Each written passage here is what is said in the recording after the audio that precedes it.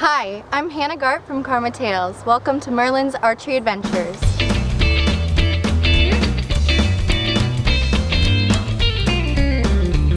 Okay, so what we're going to be having a little look at today is bare shaft tuning for your traditional bow. Now there isn't really a week that goes past where I don't get a message or an email off someone asking some advice on arrow tuning. Now the keen-eyed among you may have noticed that I've done a video on this already on my old channel where my beard was a little bit shorter and my stomach was a little bit smaller. But we're going to revisit it again today and just look at how to tune an arrow into your traditional bow. Now the first thing you need to understand before you start arrow tuning, you need to nail a consistent release. It's almost pointless really spending a lot of time tuning an arrow unless you've got a consistent release. If your release is all over the place, you're not going to get a true arrow reading. So before you look at arrow tuning, make sure you've got a very consistent release. But once you've got a consistent release, we can then look at tuning your arrows to your bow. Now, unlike say a target bow, you are shooting off the shelf, so you don't really have any means of tuning the bow. So all the tuning we're going to be doing is going to be tuning the arrow. So I think what we'll do, we'll go down range, we'll send a few arrows down, and we'll look at some of the readings we get. And that will determine whether or not the arrow is going to be too weak or too stiff. Now I happen to know that this arrow is going to come out hopefully a little bit too weak, and that's what we want for the first arrow. We're looking for a weak arrow, and what will determine a weak arrow is when it hits the target. If the knock is to the left, we've got a weak arrow. Now the other thing that we need to look at is I'm right-handed, so I'm tuning for a right-handed person, I'm tuning for a right-handed bow. If you are left-handed, then this whole process is completely reversed. So you're looking, you just reverse the whole thing from start to finish, and it's the same process. It's just the left and rights are reversed. So I'm going to shoot this arrow downrange, and we're going to look for a knock left reading, which should indicate a weak arrow. So and then once we've got a weak arrow, we'll talk about what we're going to do with that then. So I'm going to send this downrange. Okay, so we have got a very slightly weak arrow there. The knock is pointing slightly left, as we can see. Now the knock is also high, but we're not going to worry about knock high, knock low at the moment. We're just going to worry about knock left and knock right. So the knock is pointing to the left, so that indicates we do have a weak arrow. So what we're going to do, we're going to take off little increments of the arrow, probably in 1/4 of an inch increments, taking that off until it gets straighter.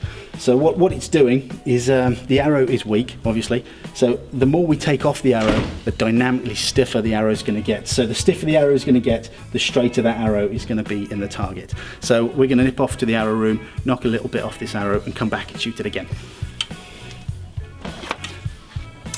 Okay, what I'm doing here, I'm just applying some heat to the point of this arrow, trying to melt the glue inside that shaft. It's important with these arrows, especially the Eastern Axis, that you take the point and the insert out when cutting it down, because you've got the hidden insert. But yeah, just applying some heat to that. So hopefully, it's also very important when you are heating up an arrow not to apply any direct heat to the carbon. That can cause all sorts of problems. That should just pop out nicely. There we go. Now, a little tip when you're tuning an arrow, which I haven't done on this one, but if you do swap the knock and the point over, I mean, you normally have the knock on the end closest to the cresting, but if you swap it over and have the knock where the point should be, when you are making adjustments, it's easy just to pop that knock out and cut from that end, and pop it back in, and then when you come to reflex your arrows, you haven't sort of taken too much off this end, so your feathers don't come over the cresting. But that's just a nice little tip for you there. Okay, so this is the arrow cutting tool. We're going to chop I don't know, about 1/4 of an inch off the end of this arrow. But when cutting anything, it's always best to play it safe and use safety goggles.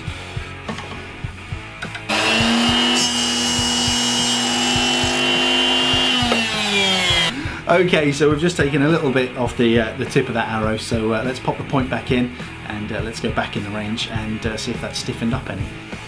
Okay, so we've taken a little bit off the end of this arrow shaft. So let's send it down range and let's see if it's coming out any straighter. I think there's still a bit more to go. I think we need to take a little bit more off, but it's always best to take little bits rather than big bits, because you can always take more off. You can never put it back on, so you don't want to end up with an arrow that's too short and then you're going to have to start again with another shaft. So let's send it down range and let's see what reading we've got this time.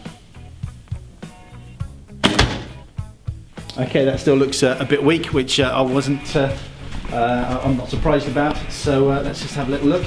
Yes, we've definitely got a weak arrow reading there. So we're going to go back to the workshop and take another little bit off. I mean, we've still got knock high reading, but we're not worried about the knock high reading. We'll address that at a later date. We're really just looking at the left and the right. So let's get back in the workshop, take another little bit off.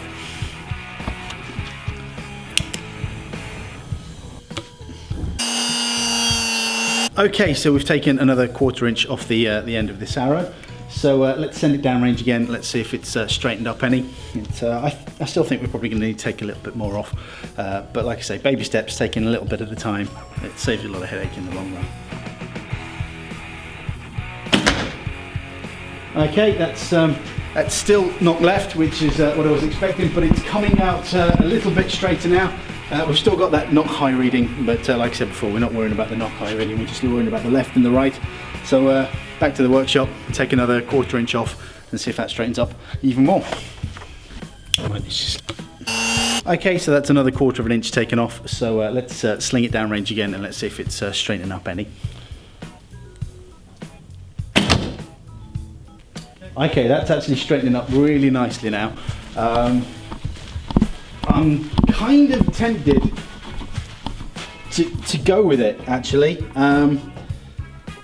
I could maybe take maybe 1/8 inch off and that might drop it around a little bit further, but I'm actually quite happy with that. That is actually pretty close to being spot on.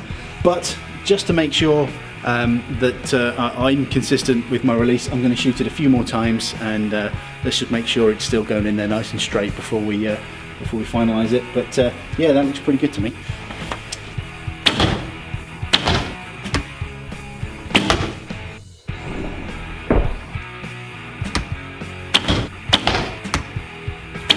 Okay, so that has been bare shaft tuning. As you can see, we have had to take a fair bit off that one arrow to get it coming out nice and straight. Just to recap, you're looking for a knock left reading, which indicates a weak shaft. If the arrow is extremely weak and that knock is way off to the left, then consider going up a spine range, because that sounds like it's a little bit too weak. And vice versa, if it's to the right, if it's anything to the right, it's too stiff, so you need to come down a spine range. But yeah, it's quite simple really. It hasn't really taken that long. It helps if you've got access to an arrow cutter or something. But yeah, that's basically what you need to do. Now, if you remember, we were looking at we got it coming out nice and straight, but we still had a knock high reading. The knock high or knock low reading is adjusted by simply moving your knocking point. If you've got a knock high reading, it usually means that you've got your knock too high, so try bringing that down. Again, if your knock is too low, then you've got a low knock reading and your knocking point needs to come up a bit.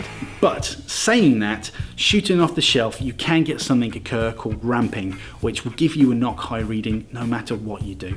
So if that occurs, don't stress too much about having a knock high reading. If you've got a knock low reading, that's easy to adjust. A knock high reading, don't stress too much if it's not coming out perfectly straight. I think even Byron Ferguson tunes his arrows to a very slightly high knock reading if the book I read about him was accurate. But anyway, I hope you found that useful. We'll be going into sort of more in-depth talking about sort of tuning traditional bows at a later date. But yeah, that's been bare shaft tuning. I hope you found that useful. Take care, shoot straight, and I shall see you on the internet. Bye-bye. Whoa, hold on there, cowboy. We're not quite finished yet. There is just a couple of points I wanted to mention that I neglected to talk about in the video. So if you bear with me, I'll mention them now. And the first is the fact that in the video we're bare shafting carbon arrows, but that doesn't mean you can't bare shaft any sort of arrow really. You can bare shaft aluminium, you can bare shaft wood if you want to. The process is still exactly the same. You're still doing exactly the same thing. You're still shortening that arrow and making it stiffer.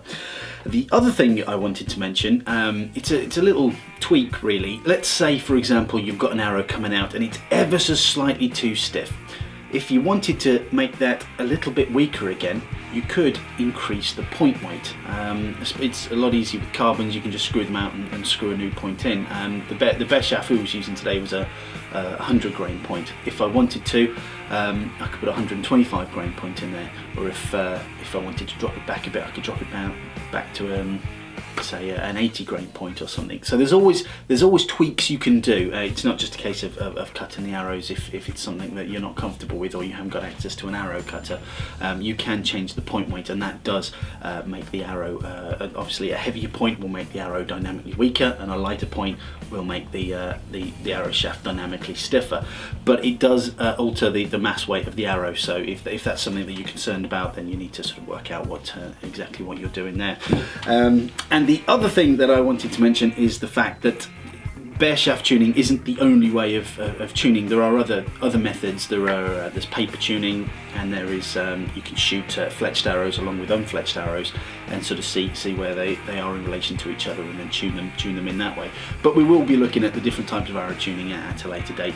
But the bare shaft tuning, that's the way I like to tune. It's the one I feel most comfortable with. So that's what I do. But also, this video is there's a companion video to go with it really. I did a few weeks back, and that I did a video all about the arrow and the archer's paradox, and how it enters the paradox, and what a stiff arrow will do, and what a weak arrow will do. So if you just click on the video up here, that should take you to that video, and if you want to look at a little bit more about how the arrow works, then that's the place to go. But we are actually finished now, so I do apologise. You take care, and I will see you on the internet. Bye bye.